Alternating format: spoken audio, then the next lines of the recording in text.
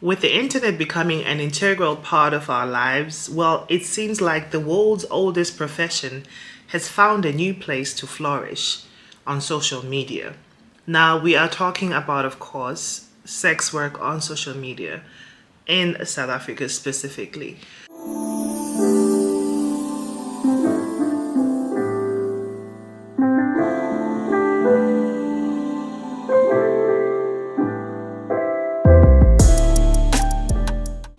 This is the Talk Central by Pindi. Welcome.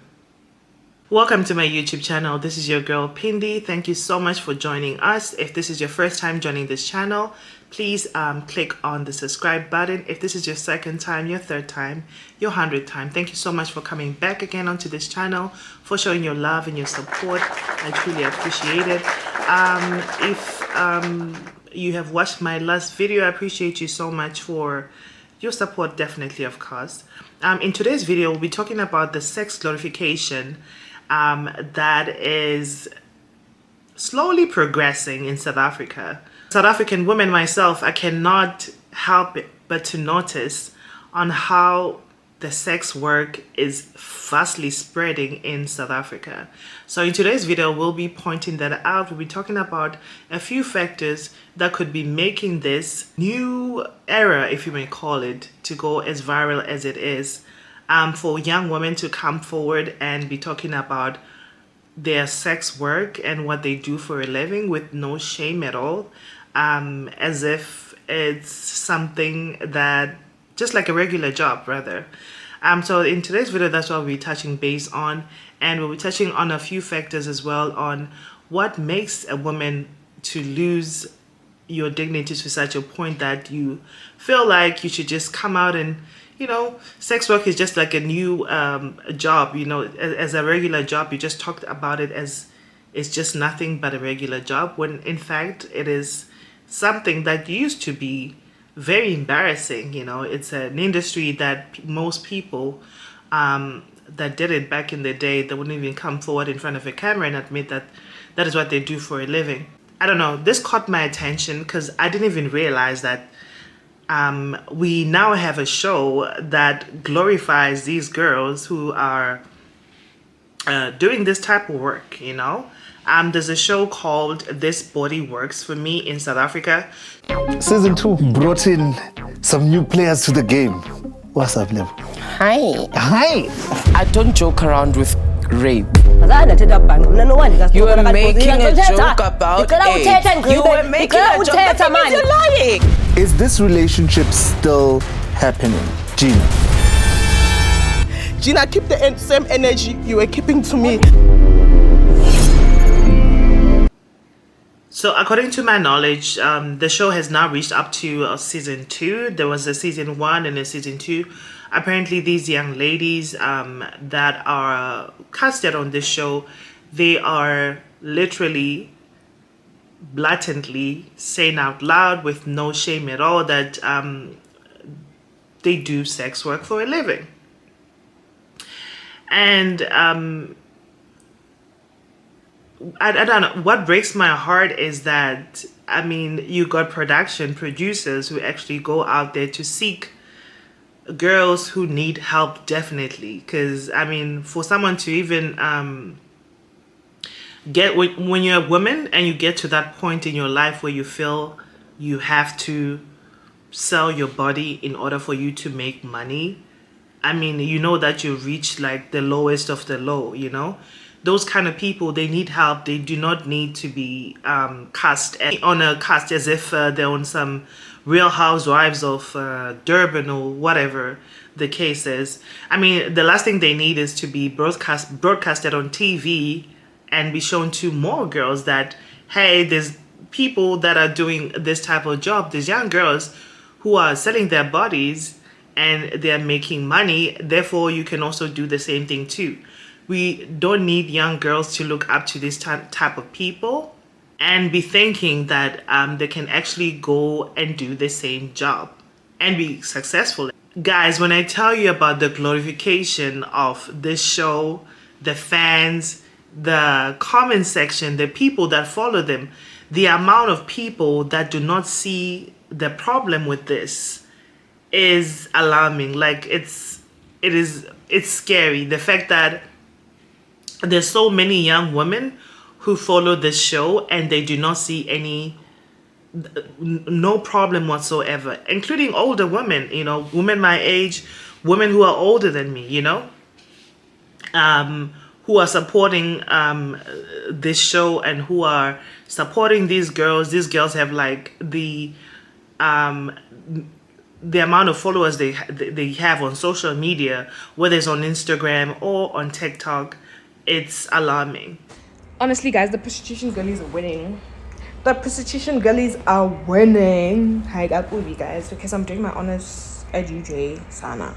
Tell me, where was I going? Because I've got a qualification. I've got a BBA in logistics and supply chain management, and I've got a job.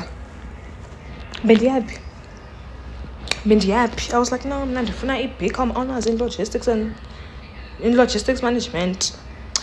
Hacking. I'm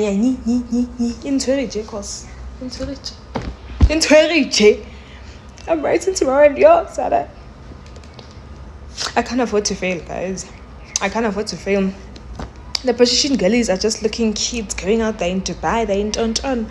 Then I must be suffering. I'm suffering. The prostitution girlies are like living their best lives. And men are funding them, they're living in the best apartments. But life is unfair. Life is unfair. Now, doing sex work as a profession, you might think to yourself, well, that's their life. What is wrong with that? Okay, good. You're right. That's their life, and everyone has a right to live their life the way they want, and obviously that is their choice, definitely. But then I'm going to talk about something that I do think that we should be addressing as a country and as mothers especially, things that definitely are affecting young people. And I do believe that this young group, this new wave of sex workers, the group that we are seeing right now, the girls that are on the rise on sex work in SA, and they are not even hiding it, girls such as Wandi Ndlovu, I do think that those girls and the other ones, I do think that they are particularly, I feel as if these girls have, obviously they have role models that they've looked up to, and I feel like their role models were people like Zodwa Band, when that girl okay, so let's take it down the notch a little bit, okay? Zodwa Bantu, first of all, when she first came onto the scene, I believe, I'm not really sure of the year, but I do remember having one of those situations on social media where she posted a very, very, very nasty video, and I did comment on that, and we went back and forth, me and her, on how disgusting, I was just commenting on how, disgusting and degrading the video was, and I remember there were a lot of people who were in support of her and her lifestyle. You got a lot of people that were like, oh my God, I love her so much. Oh my God, she's so brave, We are talking about a human being, a woman, a grown woman, a mother who was walking literally naked with no panties on, literally showing herself off to young children. What? Bro, what are you talking about, man? I remember there was a time where she was performing, and she was performing to a bunch of, I don't know, I'm not really sure if it was a performance or whatnot. I will attach the video on this. But then it was a bunch of young kids, and you could literally see her, her womanhood, because she... What do you mean?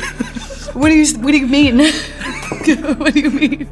Did not have any underwears on, and I did comment on that video. Remember, I commented how disgusting it was, and how our generation, the young generation definitely does not need to see that. And you know, we kind of went back and forth, me and her, on that. Definitely she did not like my comment. She ended up blocking me, which was very good. Anyway, I was gonna block her back. I blocked her back definitely as well. I do feel like people like, you know, Abu Wandi, they definitely looked up to women like Zodwa, you know. And the fact that you have a TV show right now, you know, literally a whole cast, a whole team of producers and, you know, screenwriters, directors, you know, putting together a show that glorifies sex work for these young girls. I think it is absolutely disgusting. It is despicable. You know, it's just one of those things that, I mean, as a country, I feel like we should definitely sit down and, I don't know, try to fix. Just one of those things that need to be fixed. How did we get to a point where now we have a show that plays on the television, you know, inspiring? Consider your life. Consider your life decisions. Life is hard, you know. No one has it easy, you know. If you have to work at a restaurant, go ahead and work at a restaurant.